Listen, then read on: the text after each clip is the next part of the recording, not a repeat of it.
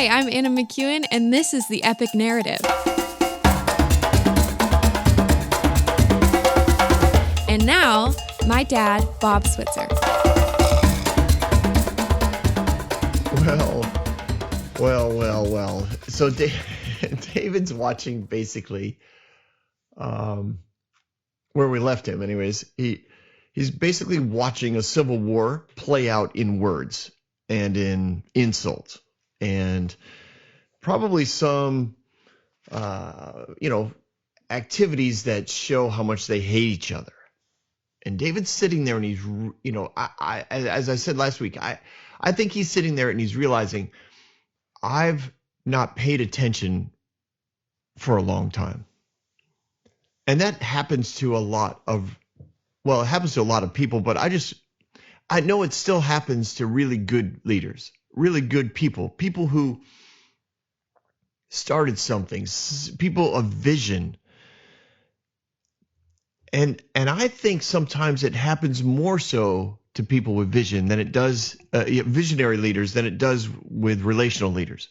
Not that relational leaders are immune by any means, but I think visionary leaders, they're so good at seeing the result.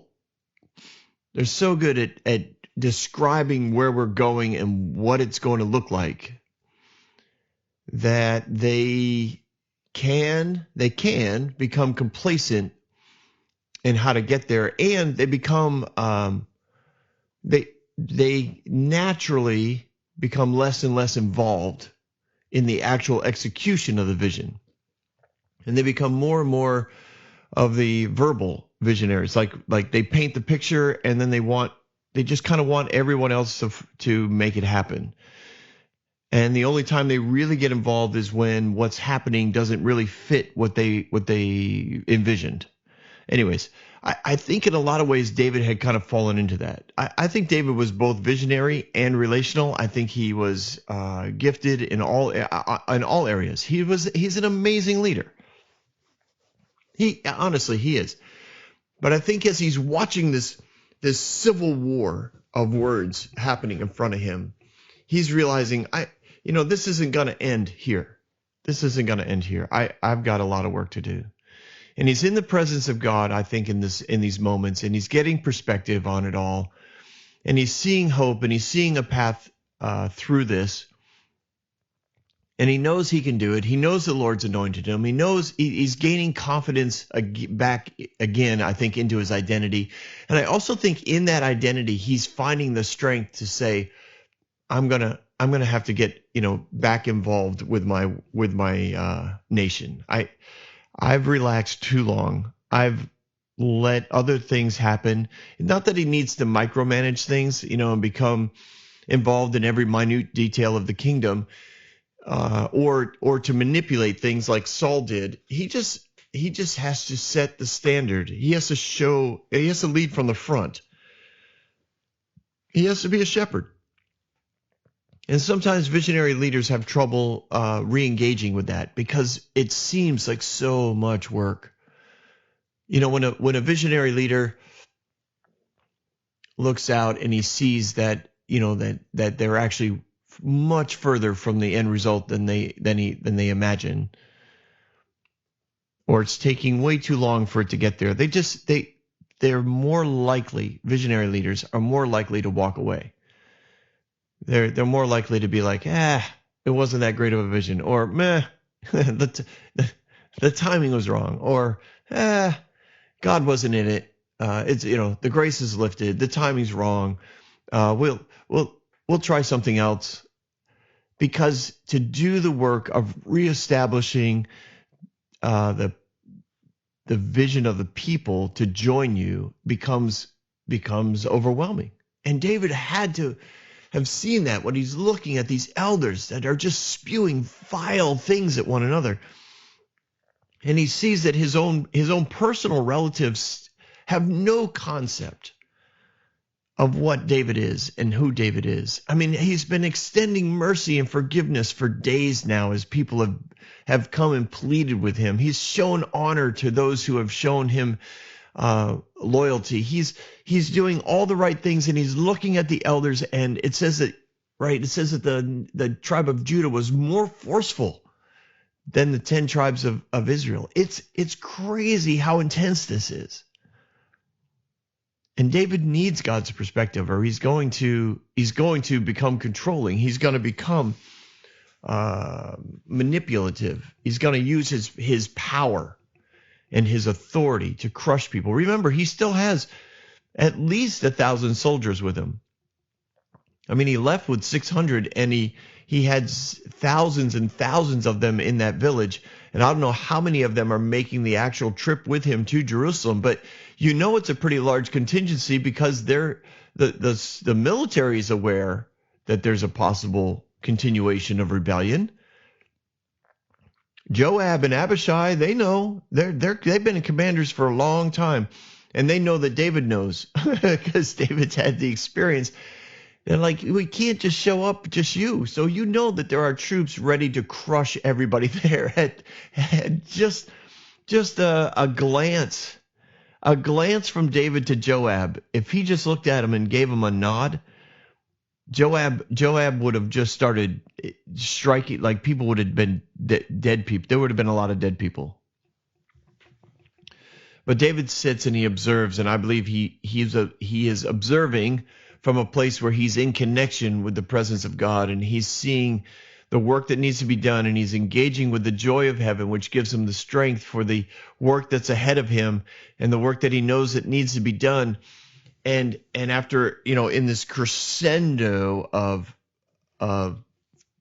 vile verbal attacks on one another, a man named Bichri, a Benjamite, stands up and he sounds a trumpet. Now his name is Sheba.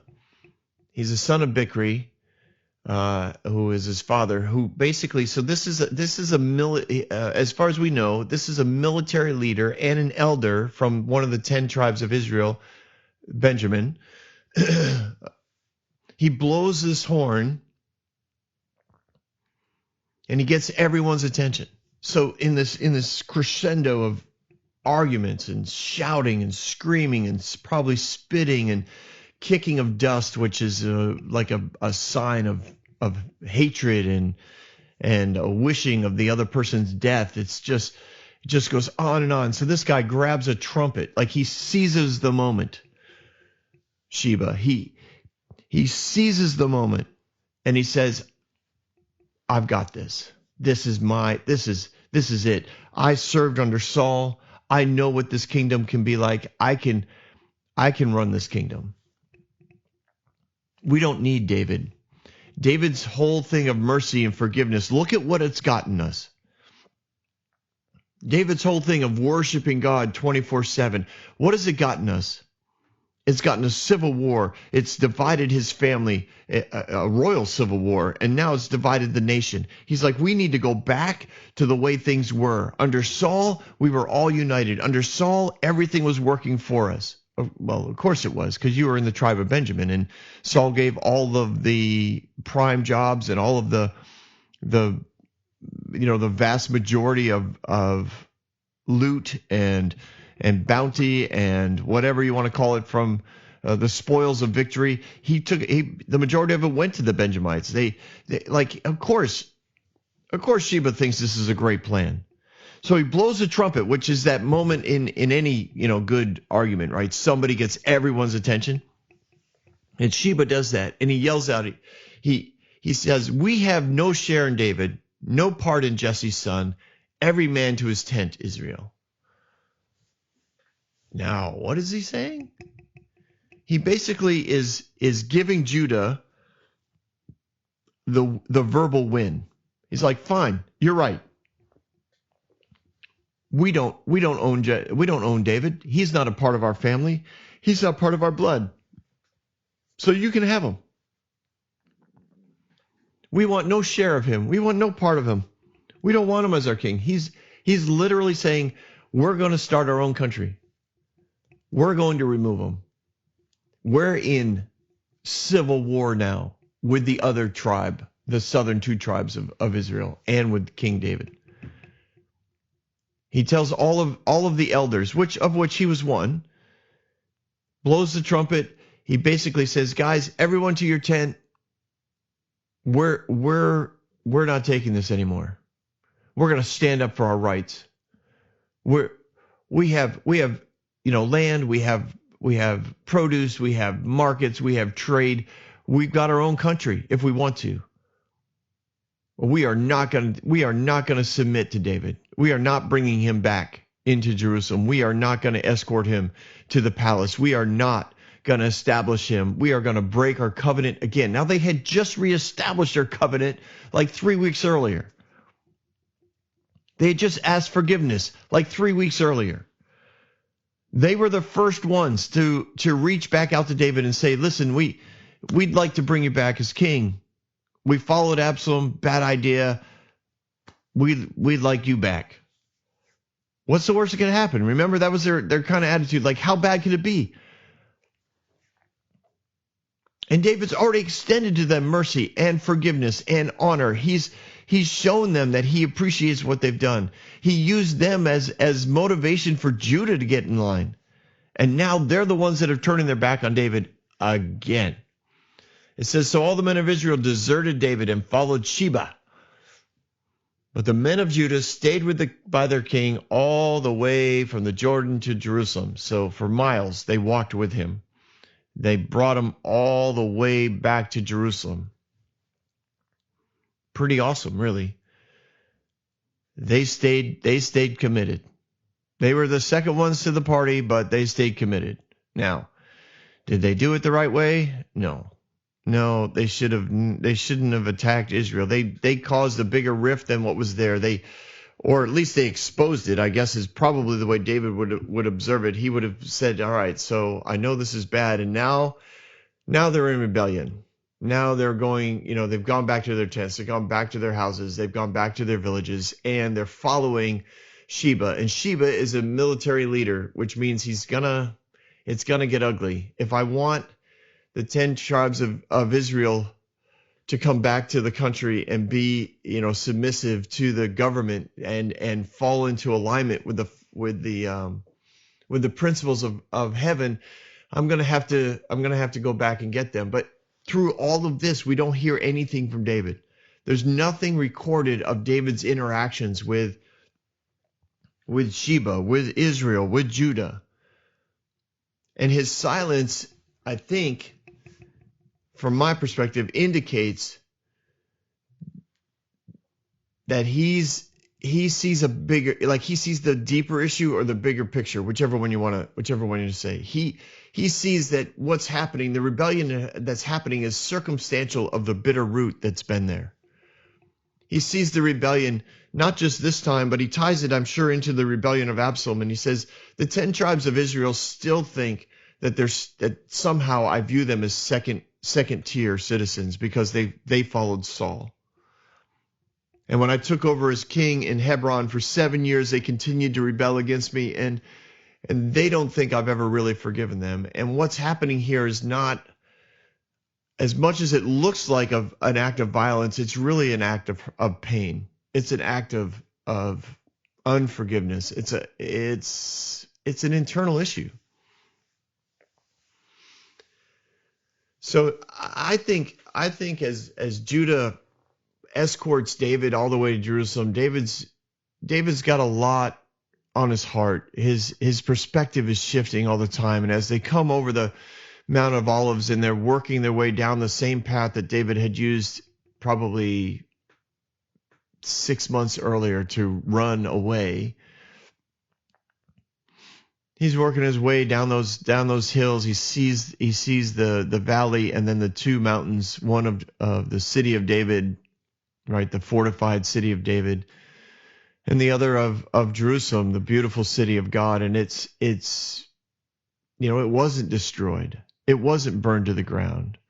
Because of the way he left, it was preserved. And the people were there, and the people greeted him. And he just saw, I think he saw it with such different eyes. It was a place that he loved. Like the value of Jerusalem was deep within him, and it didn't have to do with the fact, with the military conquering of it. It was the fact that it now represented a city that at its core, at its middle state of government, was still a place where the presence of God was honored, where the awareness of God's presence was encouraged 24 hours a day. And I think David walks his way in, or rides his way in on the shoulders of the various elders of the tribe of Judah, and he's pretty happy to get there, but he knows he's got a lot of work to do. And he returns to the palace, and the first thing he did was he took care of the 10 concubines that had been raped. Now, he had left them behind, I think, in good conscience. I think he left them behind because he wanted the palace to run smoothly. He wanted the management staff to keep everything functional for Absalom, so that there was no disruption to the flow of government. He saw the rebellion of Absalom as possibly just being the path in which Absalom chose to take a role that maybe God had already anointed him for. But in Absalom's rebellion, and in the advice of a bitter, angry counselor, Absalom raped all 10 women. And so David shows up, and it would have been counseled to him on a political term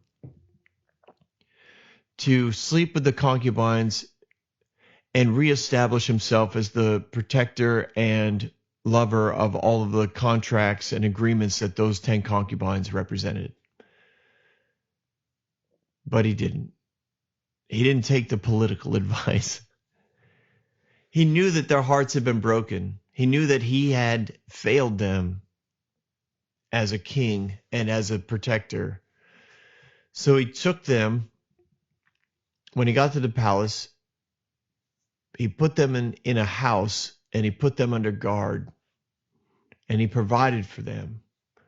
But he didn't sleep with them. And it's noted, right? And the reason why they note that is because they want you to know he didn't do the political thing, but he did what needed to be done. He basically gave them a place of restoration. They didn't have to work every day in the palace.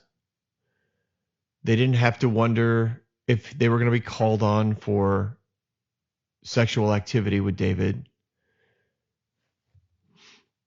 They could raise their children and take care of one another, cook for one another, interact, laugh, restore, heal.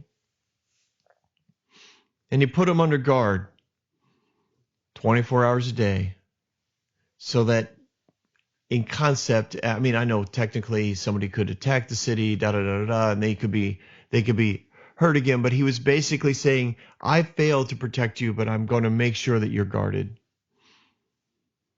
Because I can't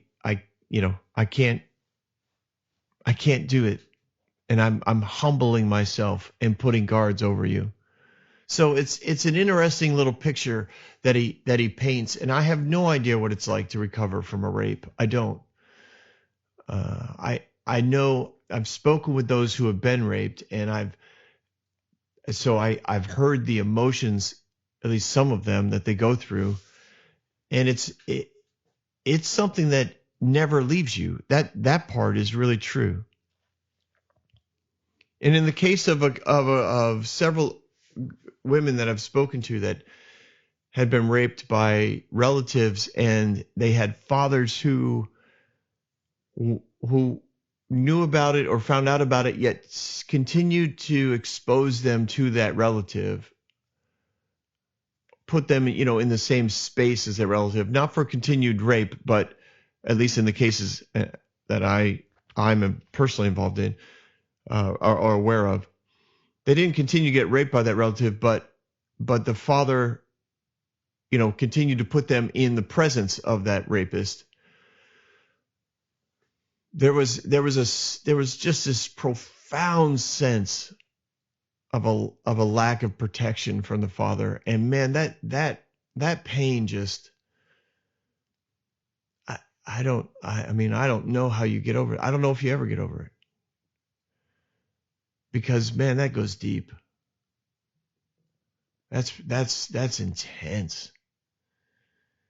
So at some level, I think David understood, listen, I can't fix this by just saying, hey, let's go back to normal. I think David understood as best he could as a man in that culture. I think he understood that what happened here was my fault.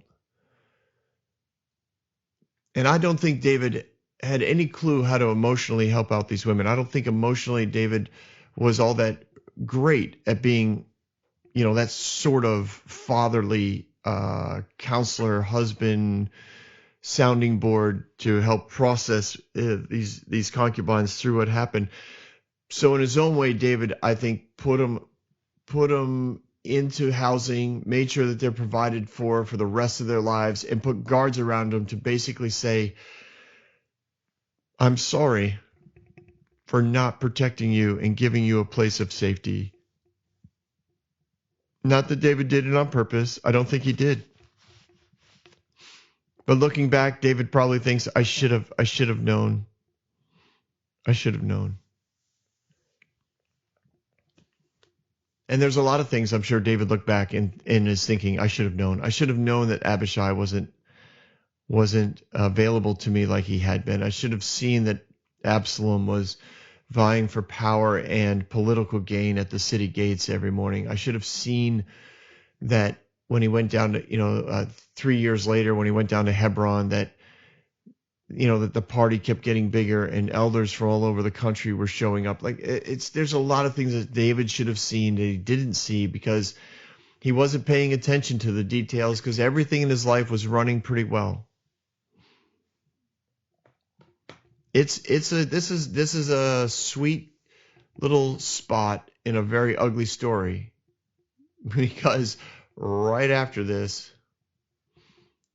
it says, then the king said to Amasa. So it's not like hours later, but soon after, probably several days, things have been getting established. The city's getting back to normal. Everybody in the city is probably re-engaged with normal really quick, because David's back in charge. There's no in their perspective, there's no rebellion, from within the royal family.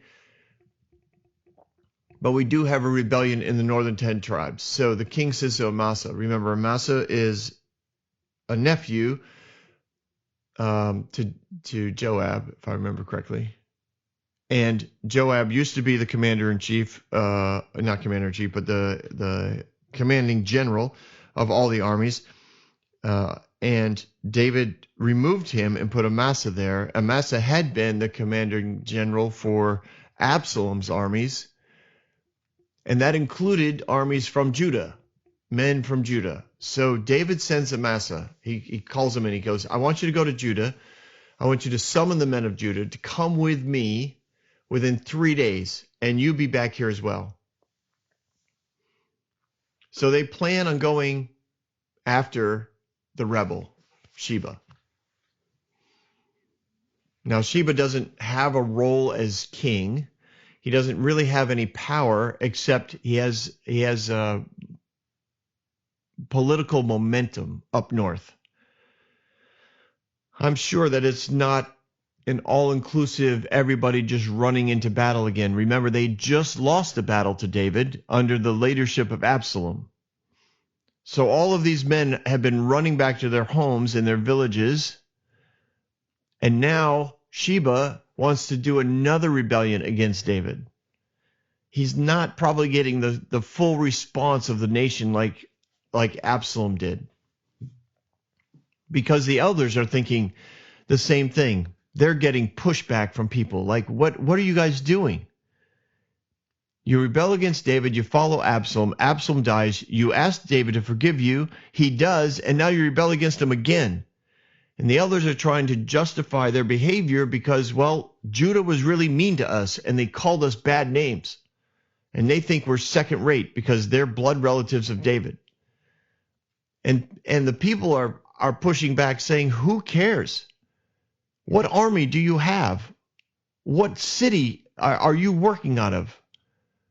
What are you doing to us? Like, you're throwing us into this state where we're in constant war, which is going to impact all of our ability, all of our lives, all of our ability to live.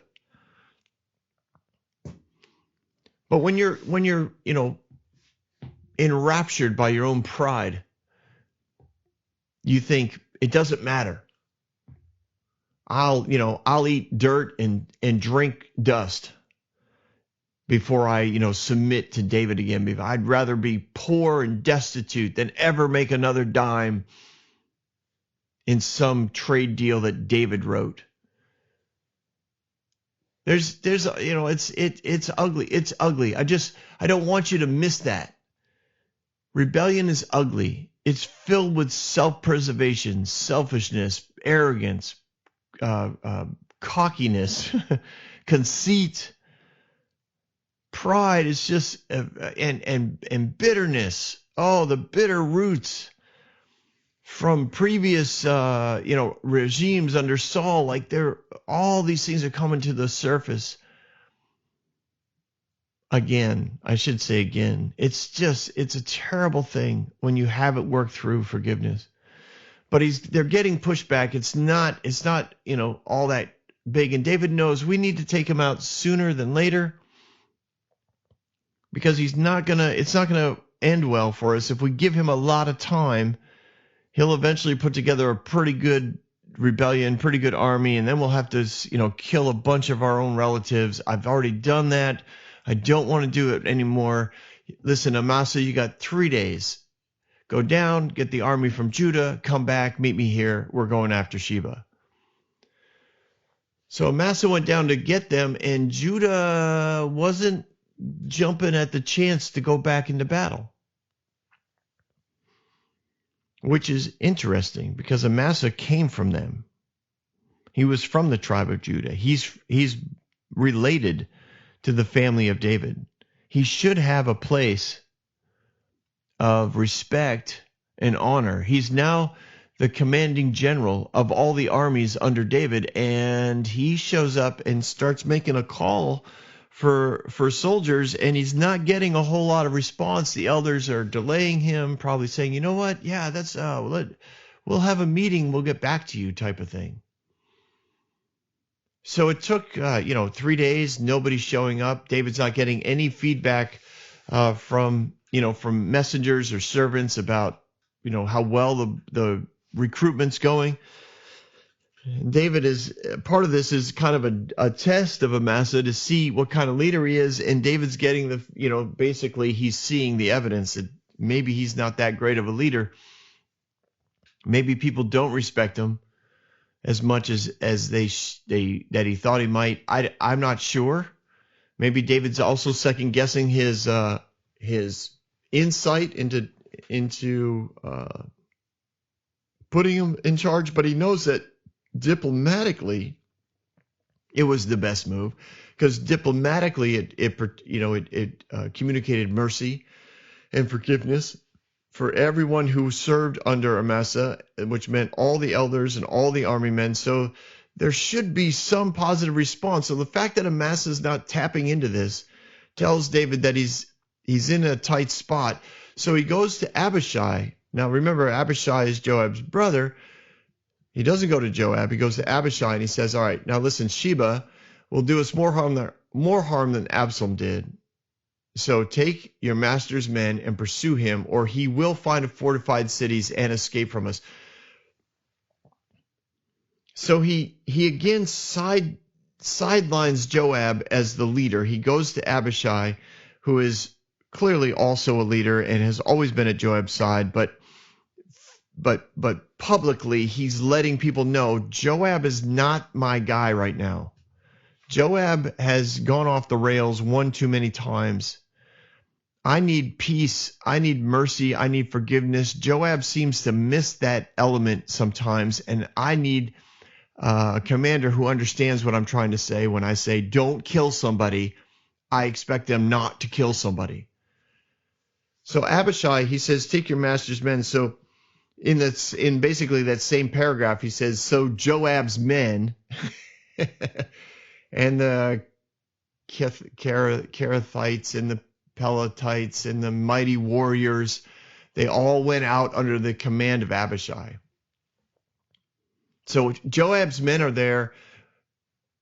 Joab's army. It's kind of weird, I know, for us, because we don't have a sense of military the way they did and do in the Middle East, in that the military commanders, when you were given command, that was your army. And even though you may also command other, an overall conglomerate of armies, each commander had their own group of, like, that was theirs. And they could kind of do what they wanted with their men, within reason. And Joab generally did that. But he had a huge contingency, a big army that was just his. And so did Abishai.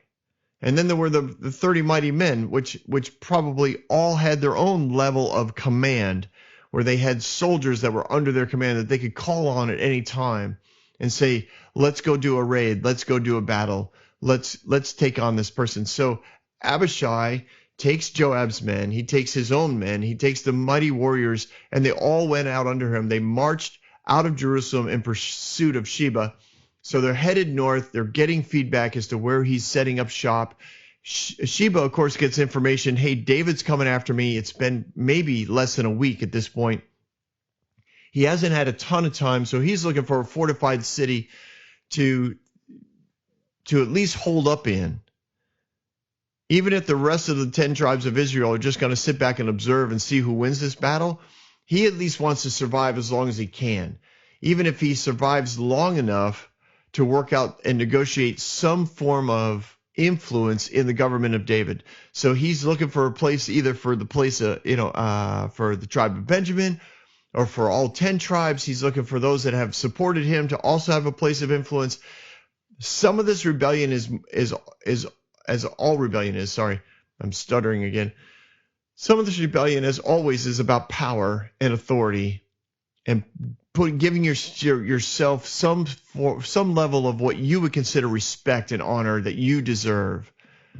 And Sheba evidently somehow, in his victim mindset, believed that he deserved a place of authority and power within the government of David. And David, because David wasn't saying anything in that melee of verbal assaults that were going on at the fords of the Jordan River, he took that to mean that David was going to side with Judah, that David was going to give all the positions of authority to Judah. He interpreted David's silence not as a man who was getting perspective, but as a man who was planning a strategy against him. So he decided, fine, then I'll do a strategy against you. I'll make your life rough. I'll take the 10 tribes and go do something else.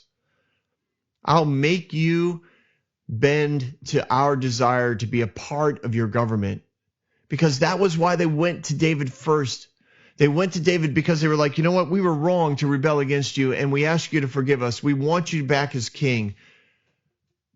They were saying, David, we want what you went after. We like your vision. We should have never rebelled against you. You're the one who freed us from our enemies. You're the one who delivered us from the hands of the Philistines. Remember, that was all part of the messages that they were sending back to David when he was after he had defeated Absalom. And I think in their heart of hearts, they saw in him, at least in Sheba's viewpoint, he saw David's lack of response as David turning against them. And out of rebellion, he says, then fine, I'll make it happen. And making things happen is always something that bad leadership does. Man, oh man, it's so easy to be like, well, make it happen. I want this, make it happen. And it's that whole push, manipulate, shove, pull kick, drag, boom. There, the results. The results are what we wanted, boss. Awesome. But what did we do in the meantime? Well, we destroyed people. We alienated people. We marginalized people. We promoted people who would agree with us. Like, there's so many poor decisions that go into leadership that make something happen. And I think Sheba in rebellion was, jumped up on that rock, blew the trumpet and said, I'll make it happen. We will stand up for ourselves. We will make a way for our own people to have influence in this government, or we will destroy the government. And part of that is because I don't, he knows within a few weeks, like, he's not going to have time to put together a nationwide army.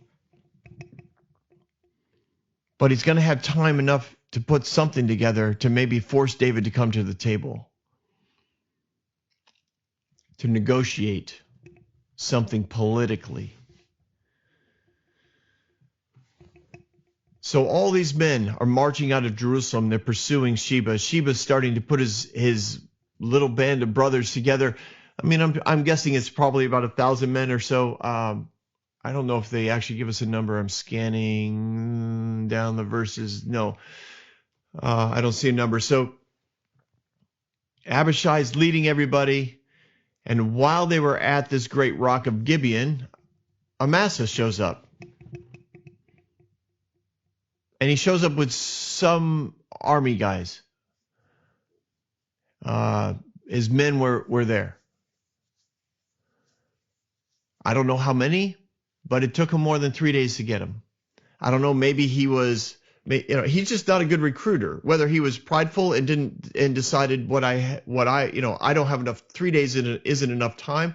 I'm going to take the time I need, or possibly he was getting pushed back, and when the tribe of Judah saw that the men from Jerusalem, the armies of Abishai and Joab, were headed out, they decided, well, we'll go ahead and send people along with them, because if Joab and Abishai are there, we're probably going to win the battle.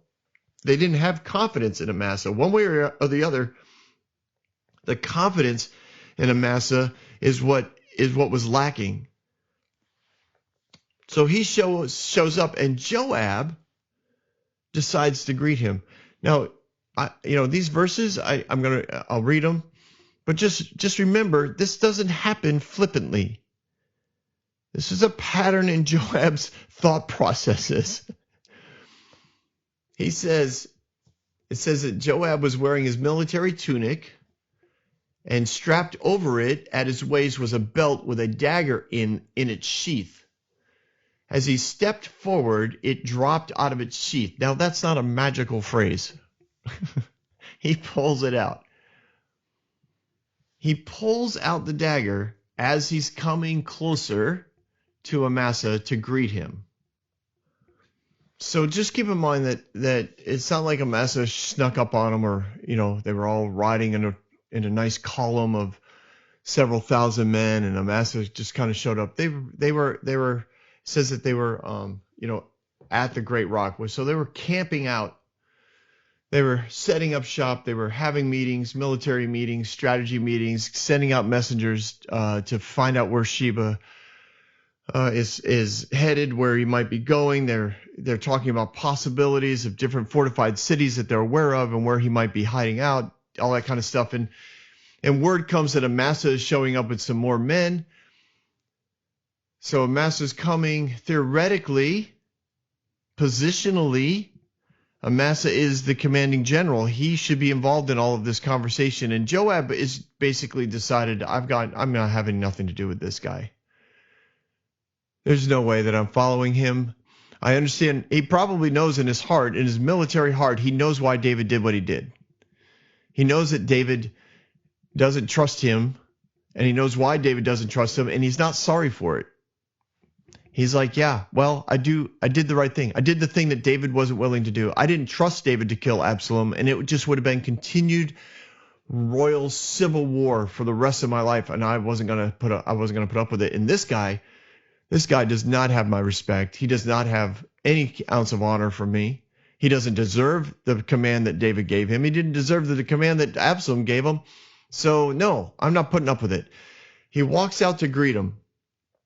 I'm sure everyone's thinking, this is great. Joab's the first one to greet him. And as he's getting closer, it says, the dagger was there in its sheath, and he grabs Amasa by the beard with his right hand to kiss him. So by the beard doesn't necessarily mean he grabbed the bottom of it and pulled him in, but it could. It can also mean that he grabbed him by the back of the neck. So that's with his right hand. So with his left hand, Amasa's unaware, but with his left hand, Joab grabs the dagger. Now, Amasa had no idea this was happening. He was not on his guard against it. He had no indication that Joab was going to kill him.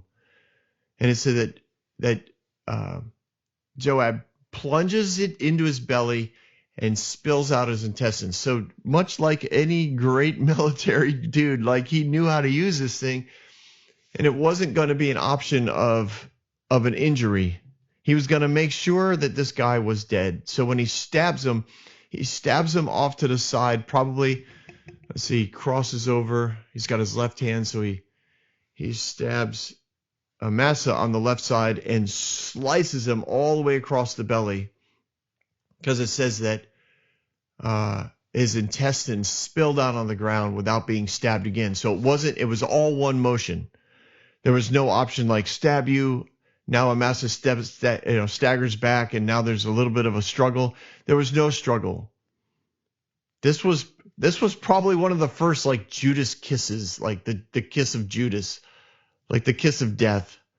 He kisses him, and while he's kissing him on the cheek, he just literally rips his gut wide open. Then Joab and his brother Abishai went after Sheba.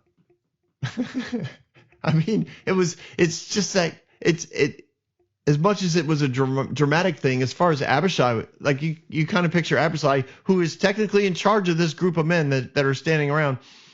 He sees this all happen and he thinks, oh, well, all right, that's out of the way. Like, fine. At least we don't have to listen to him anymore.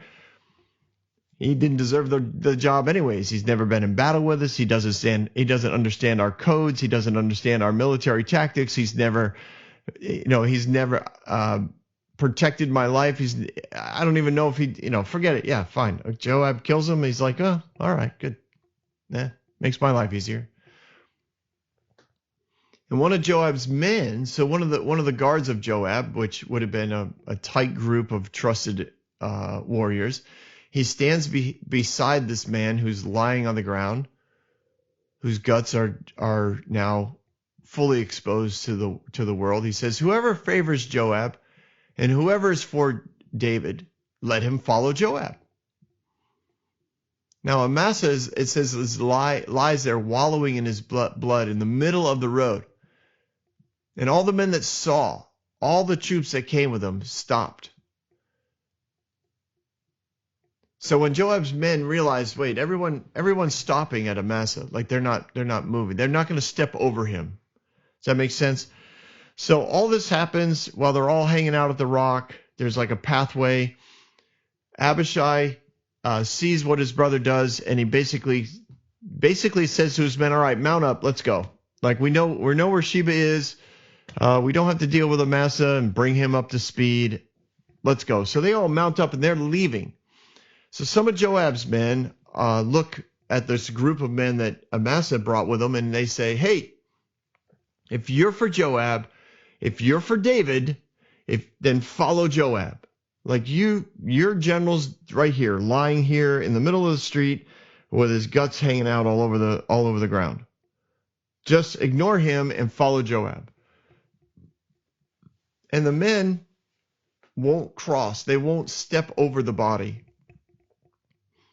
And at some level, to step over the dead body is a sign of dishonor and disrespect that they weren't willing to do. They did come under his call. I know it took him a few extra days to get that together, but they did come. He was their commander. So they didn't want to disrespect him or dishonor him. And when Joab's men realize that, they're like, oh, okay, got it. So they drag him from the road. They put him in the field next to the road. They cover him with a garment, which probably it has some sort of royal symbol on it. And then the men continued down the road. They walked by him there. Maybe they nodded, maybe they took their helmets off, maybe they, tapped their chest. I don't know. They probably all gave some form of respectful goodbye to their commander. But basically, this whole scene is kind of like over. Like, that's it. And once again, Joab goes off the rails when it comes to something that David entrusted him to do, which was to follow orders, which was come into alignment under another leader, which some leaders really have trouble with. Sometimes, you're demoted. Sometimes there's a younger generation that maybe needs and deserves and has earned a place of leadership, or maybe they haven't earned it. And maybe there's an overseer who says, you know what, I'm going to put a younger person in charge here. I'm going to put someone on the board. I'm going to put somebody in a role of leadership that technically could have been seen as a rebel against me, but I think is actually a leader with some new ideas, who might have some influence. And I'm going to put him here, and we're going to give them a role and see how they do. And Amasa wasn't doing well. And David understood that. So being the leader he was like, all right, I can't wait for Amasa to come through on this one. So I'm gonna send out other troops under a different commander, and basically when Amasa gets there, like, deal with it, not kill him, but deal with bringing him on board. Like, we need to bring him on board. We need to help him out. And the old guard basically said, yeah, bad decision. We know what we're doing. We're good at what we do. And they take out the younger leadership. Without even consulting the overall leader. And I've seen this happen in principle in larger ministries. And what ends up happening with this kind of attitude is the younger idealism, the newer ideas, the inner workings of maturity don't happen in the younger generation, because in essence they're told, you don't have a place here until all of us are dead. You don't have a place here until all of us decide we're too tired and don't care anymore. And the younger generation says, you know what? I'll find somewhere else to go, or I'll start my own thing. And they move on. Or if they're put in that position, the older generation, the more experienced, they definitely have a ton of wisdom. Like it's not like Joab didn't know what he was doing. He did, but he looked at that younger generation. He looked at the new leadership and he said, I'm not going to follow it. I'm going to sabotage it. And in this case, he literally killed it. But the principle is we're taking him out. And they take him out. They take him out because, through gossip, through innuendo. They take him out through belittling and disrespect in the public arena. They want to make sure everybody knows this, and I'm still in charge. I'm still in charge. I know that this guy has a title. I know that this guy has a theoretical place at the table. But listen, we're not going to invite him to. We're going to start new groups. Right? We're going to start executive committees that he won't be invited to, or she won't be allowed to participate in, because she's going to be part of the old executive committee. And now we have a new executive committee. It just goes on and on. The principle's there. And there's many ministerial leaders that have, in essence, deboweled the next generation of leadership, and done so often without even the main leadership having any awareness of it. David had no idea that this had happened, because it was like it happened. It was like, all right, mount up, let's go. Everybody's leaving.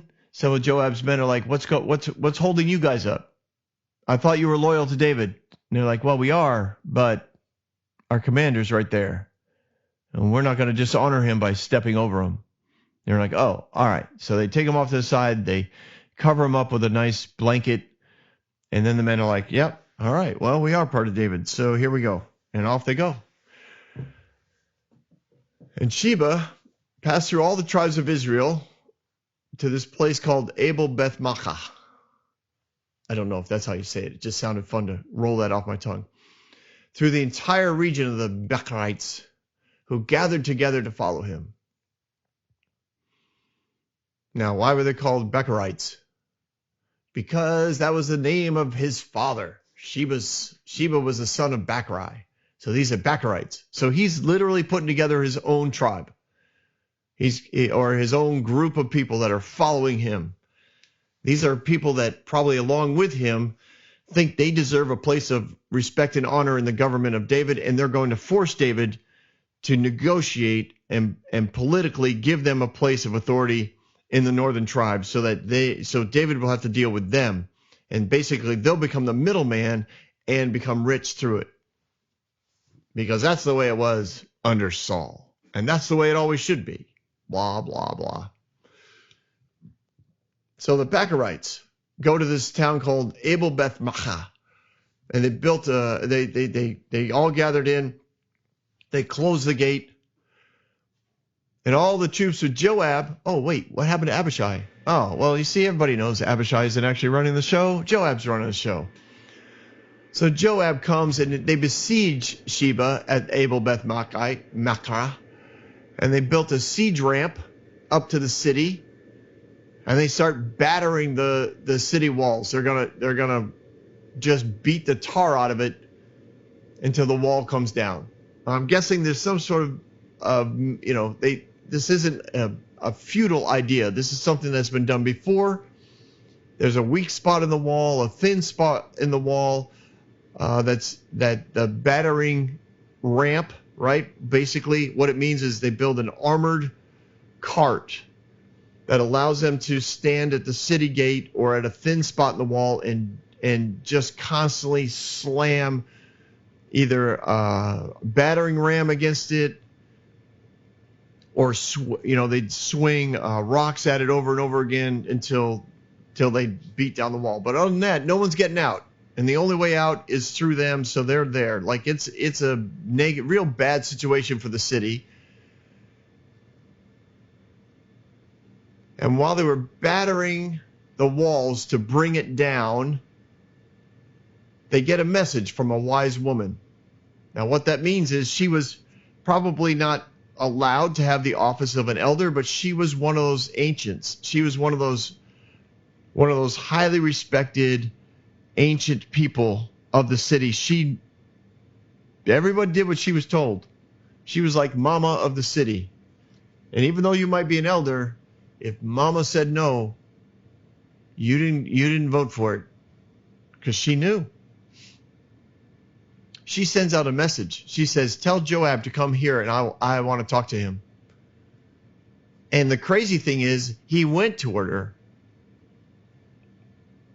He didn't know her because she asked him, are you Joab? Like, they didn't know each other, but Joab knew of her. He knew that she was a wise woman, somebody of great counsel. Listen, you don't have to be in a position of power to be known as a wise person. You don't have to be in a role in which you have a title in order to be known as a wise person. And when the poop hits the fan, wise people are always heard, because your reputation will be known by everyone, even the enemy. So Joab gets a message from this woman, and he goes to her, and she says, are you Joab? And he goes, yeah, I am. This is a face-to-face meeting between the commanding general and an old lady from the city that he's trying to destroy. Now, this isn't the first time that somebody within the city, reaches out to the enemy army and negotiates a way for the war to end. I'm sure that this has happened many times before. So it's not like this strange, like, well, why would somebody in the city want to talk to me? It's the fact that that this old lady asked for Joab and got Joab. She didn't get a messenger. She didn't get a steward. She didn't get one of the lower commanders. She got the general. And she said, listen to what I have to say. He said, all right, I'm listening. I mean, it makes note that he's listening to her. He's going to hear what she has to say. He trusts her words to be true. She's known as a woman of integrity. She goes, long ago, they used to say, get your answer at Abel. That was the short name for the city. And that settled it. We are peaceful and faithful in Israel, and you are trying to destroy a city that is a mother in Israel. Why do you want to swallow up the Lord's inheritance? She gives a brief history of the city, which is why probably her name is known to Joab, is because this city was known as a place where you went for wisdom. It was a city that you went for counsel. For whatever reason, people there seem to know how to get through negotiations well. It's kind of like having a lawyer from, for like, I don't know if this is still true, but like with a Harvard degree. And people are like, oh, well, he's a Harvard lawyer. I know for a long time that held a reputation. I don't know where good lawyers come from anymore. But it's that kind of reputation. Like if somebody was negotiating and they were from this city, Abel Beth Makkah, it was kind of like, well, that's the best you can do. They're going to come up with a really good, they'll put it together for you. So he's listening. She says, don't forget, like we know what we're doing here. You're destroying us. When your men come in here, I know you're not going to just go after Sheba's men, the Bachrites. You're going to go after everybody. You're going to destroy this place. It's like a mother. It's like a place that gives birth to new ideas. It's a place of counsel and wisdom. We're not a military zone.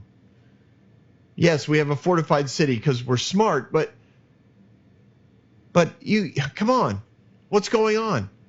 Joab says, oh, man, I do not want to destroy the city. I will, but I don't want it. Far be it from me to swallow up or destroy.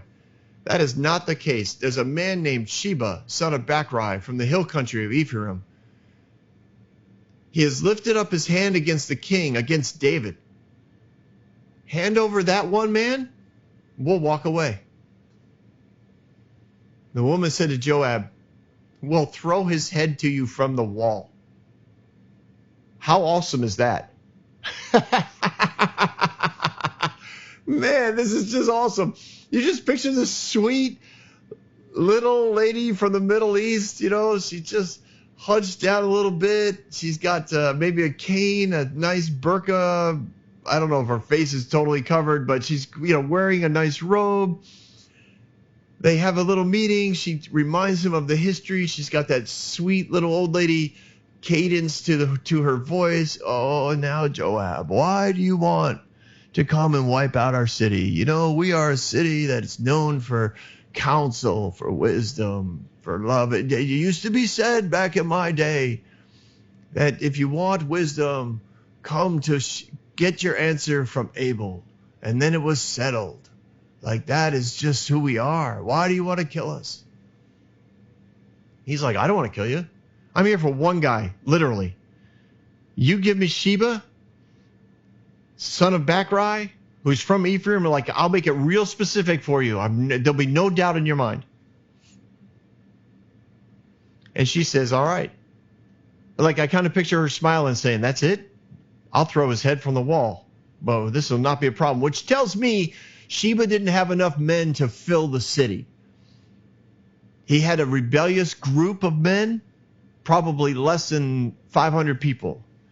They went into the city because it was fortified and the walls and the doors were shut at night. And they figured, well, at least we're safe here. And then Joab and his men show up and they put a battering ram up against the walls, and they start slamming the doors.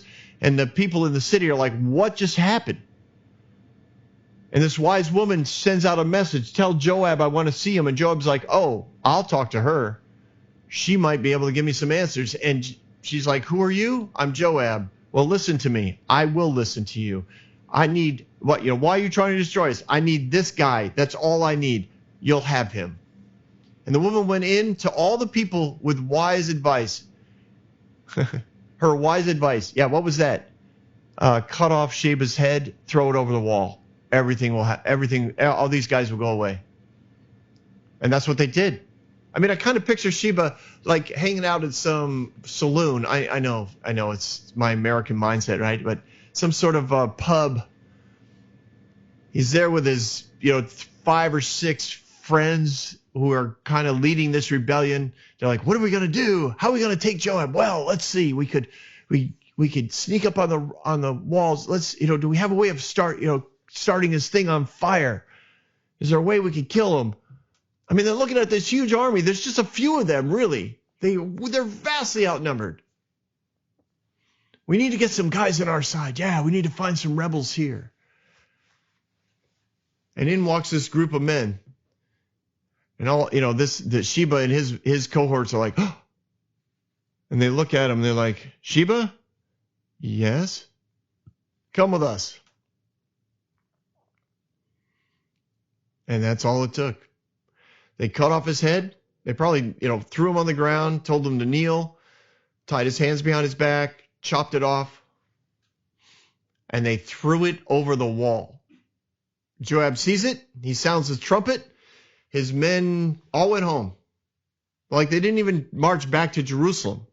They were all dismissed. Guys, you're dismissed. Everybody can go home now. And they all went home.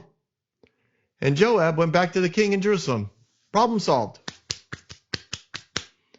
And Joab took on his role again over Israel's entire army. Benaiah was the king was commander over basically the palace guard, the Karahites and the Peletites, and Adoram was in charge of the forced labor. Jehoshaphat was the recorder, and it just kind of goes through. Zadok and Abiathar were the priests.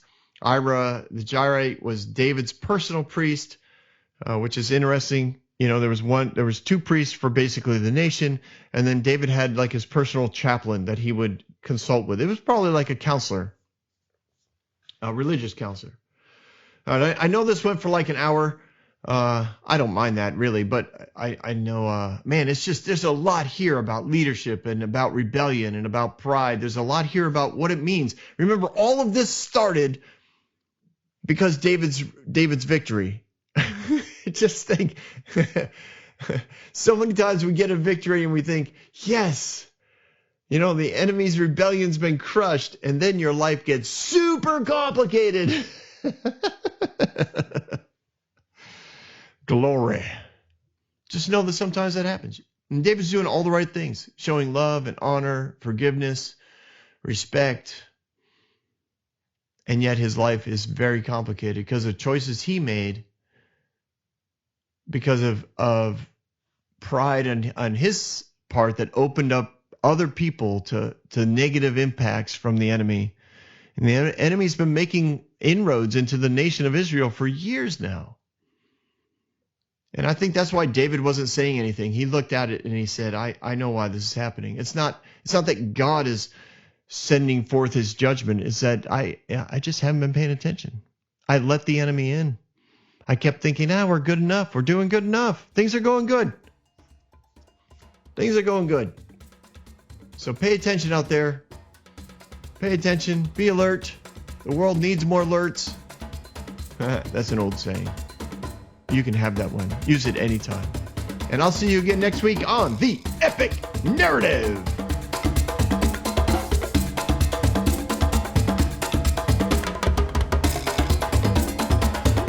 Hey everyone, thanks for listening. If you like what you heard, you can subscribe to this podcast on any platform you use. You can also reach out to Bob for questions or booking at thebobswitzer.com or email him at thebobswitzer@gmail.com. See you next week, guys.